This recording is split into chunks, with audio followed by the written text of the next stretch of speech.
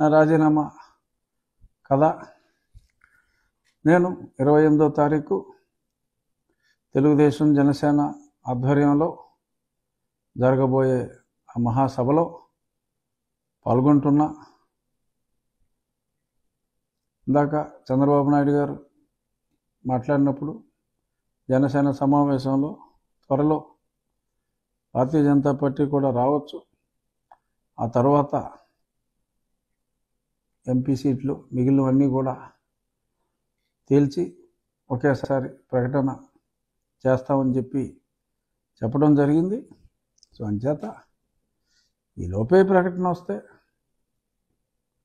కూటమి తరపున ఒక పార్టీ అభ్యర్థిగా ప్రకటన రాని ఎడల నేనుగా భవిష్యత్ కూటమి అభ్యర్థిగా అక్కడ ఉంటా. బట్ 28వ తారీఖు తాడేపల్లిగూడెం పక్కనున్న ప్రత్తిపాడులో జరిగే ఆ బహిరంగ సభ చంద్రబాబు నాయుడు గారు, పవన్ కళ్యాణ్ గారు పాల్గొనబోయే ఆ బహిరంగ సభ అత్యంత విజయవంతం చేయాలని కుళ్ళు ఏడ్చేసేలాగా, తాడేపల్లి వాళ్ళు కుళ్ళు ఏడ్చేసేలాగా ఎంతమంది జనం వచ్చినా రాని జనం, వెళ్ళిపోయిన జనం అని వైసీపీ మీటింగ్ ఫోటోలు అవే పెడతారు. ఏమి ఫరక్ పడక్కర్లా, మన పని మనం చేసుకుంటూ ముందుకెళ్ళిపోదాం. ఇందాకే టీవీలో చూసా, పాపం సజ్జల గారు ఆయన విలాపం చూస్తే జాలేసింది. ఎంత బాధపడ్డాడో పాపం పవన్ కళ్యాణ్ గారి గురించి. 60 సీట్లు అన్నారు, 70 సీట్లు అన్నారు, ఏంటండి 24 సీట్లు ఏంటండి? నీకెంతురా నాయన, పోటీ చేసిన ప్రతి స్థానం గెలవాలి అనే ఒక దృక్పథంతో ఆ ఇద్దరు నాయకులు ఎవరు ఎక్కడ ఎన్ని పోటీ చేశారన్నది కాదు, ఒక స్థానం తీసుకున్నా పొత్తే అందరి సమిష్టి నాయకత్వమే. ఇది ఎప్పటి నుంచో నేను చెప్పుకొస్తున్నా, మళ్ళీ చెప్తున్నా ఈ సజ్జల గారికి, అరే భాయ్ నువ్వు ఫరక్ పడమాక, నీకేంది సంబంధం, మీకేమిటి సంబంధం, మా పార్టీలు మా పొత్తులు మేము చూసుకుంటాం, ఎందుకు ఏడుపు? మీరేం చేశారు ఇప్పుడు దాకా?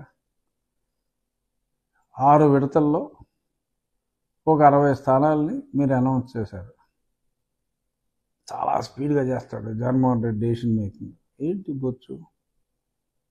మరి ఇవాళ చంద్రబాబు నాయుడు గారు, పవన్ కళ్యాణ్ గారు కూర్చుని పావుగంటలో 94 స్థానాలు తెలుగుదేశం, 5 స్థానాలు జనసేన, అంటే 99 స్థానాలు చిటికెలో అనౌన్స్ చేశారు. రేపు భారతీయ జనతా పార్టీ కూడా అయిపోయింది, పొత్తులోకి వచ్చిన తర్వాత మిగిలిన 76 స్థానాలు, అలాగే 25 పార్లమెంట్ స్థానాలు at a time single shot వచ్చేస్తాయి. మీరు 30 విడతలు వేస్తారా? మళ్ళీ మార్పు విడతలు ఉంటాయా? మీరు చూసుకోండి, మీ పని మీరు చూసుకోండి. 1, 2, 3 ఇవి విడిగా ఉంటే అంతే, ఒకటిగా కలిపి చూడు అది 123 అని నిండు హృదయాల సినిమాలో ఒక మంచి పాట, ఆ పాటని గుర్తు చేసుకుందాం. ఇక మొన్నటి వరకు సాక్షిలో ఈరోజు కూడా అక్కడ వారు ఆందోళనలో ఉన్నారు, ఇక్కడ వీరు ఆందోళనలో ఉన్నారు అని ఎలాగైనా సరే రెచ్చగొట్టి 2-3 చిల్లర ఛానల్ని పేర్లు చెప్తూ ఏడుస్తారు. ఎందుకంటే ఆ ఛానల్ యాజమాన్యం కూడా నాకు బాగా తెలుసు. ఆ చిల్లర ఛానల్స్ని రెచ్చగొట్టి వాళ్ళకి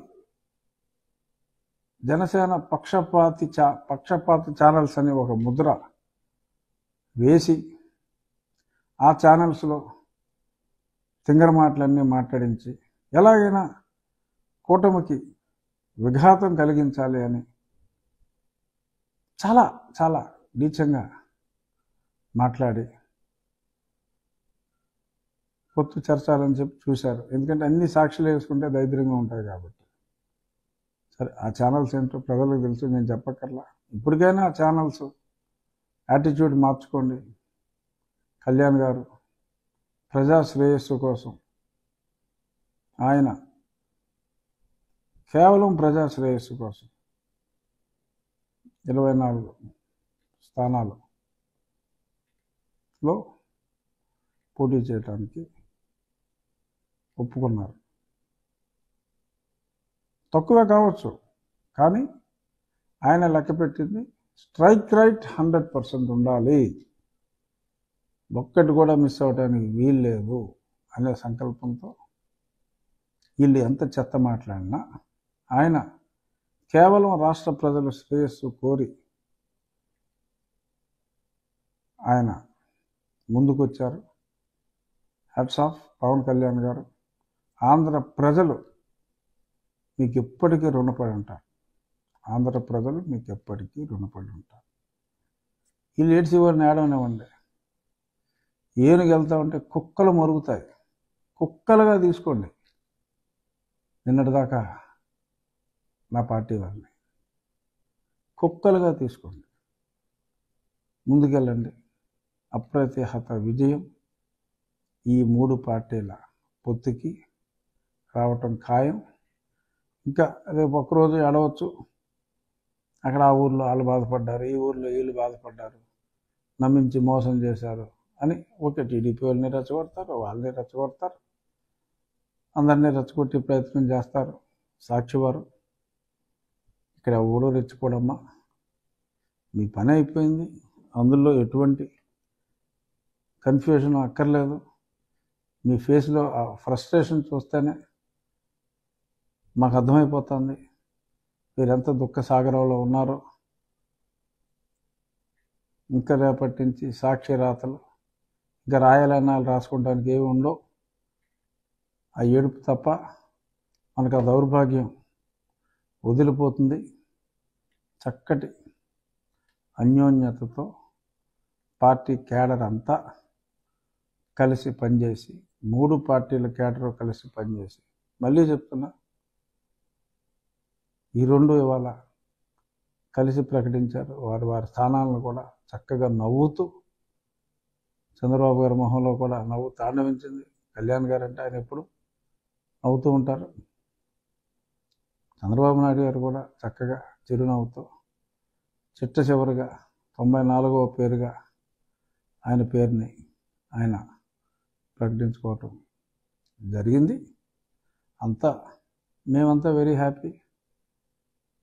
మీరు ఏడిస్తే ఏడవండి, కానీ పబ్లిక్కి ఏడవకండి, దరిద్రంగా ఉంటుంది అని చెప్పి సకల శాఖ మంత్రి సజ్జల రామకృష్ణారెడ్డి గారికి విన్నవిస్తూ, ఇక ఈరోజు ఆ లిస్టులో మరి ప్రముఖ దళిత నాయకులు,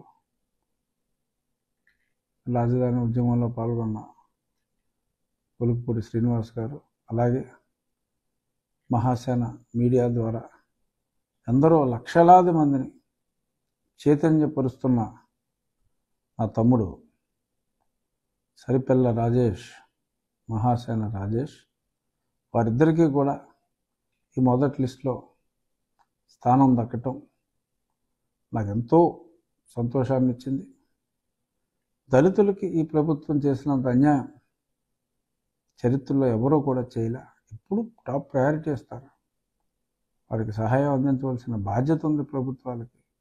వారెంతగా మోసపోయారో మరి ఎప్పటి నుంచో ప్రజల్ని చైతన్యవంతం చేస్తున్నారు వీరిద్దరూ.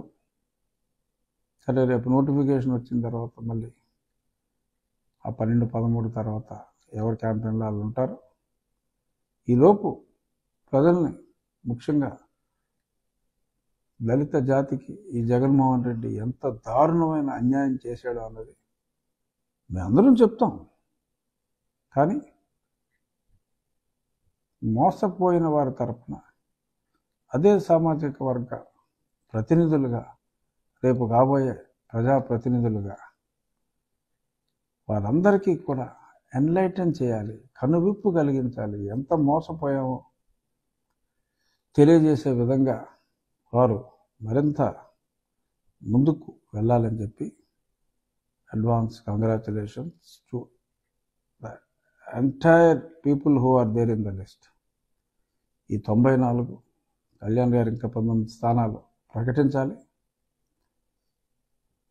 ఈ 99 మంది అద్వితీయమైన విజయం సాధించాలని భగవంతుని ప్రార్థిస్తూ, నా స్వార్థం నాకు ఉంటుంది కాబట్టి పెద్దలు, ఆఫ్కోర్స్ వయసులో నాకన్నా ఆయన ఒక 8 ఏళ్ళు చిన్నవాడే, వయసులో చిన్నవాడైనా పెద్దలైనా పవన్ కళ్యాణ్ గారు మా ఊరు నుంచి, అంటే మా భీమవరం నుంచి పోటీ చేయాలని 50,000కు పైబడి, నేను ఎప్పుడో చెప్పా, కళ్యాణ్ గారు మా ఊరు నుంచి పోటీ చేస్తారని కూడా నేను ఎప్పుడో 6 నెలల క్రితం చెప్పా. ఊరు పార్టీలో కలిసే వెళ్తాం అని 2 సంవత్సరాల క్రితమే చెప్పా. ఇప్పుడు కళ్యాణ్ గారు మా భీమవరం నుంచి పోటీ చేసి ఆయన రాష్ట్రం అంతా తిరుగుతారు. మేము అత్యధిక మెజారిటీతో కళ్యాణ్ గారిని 50,000 పైబడే మెజారిటీతో, కులాలకు అతీతంగా, మతాలకు అతీతంగా కళ్యాణ్ గారిని గెలిపించుకుంటామని చెప్పి మీడియా ద్వారా తెలియచేస్తూ, ఒక లిస్టు ఒక మిత్రుడు పంపాడు నాకు.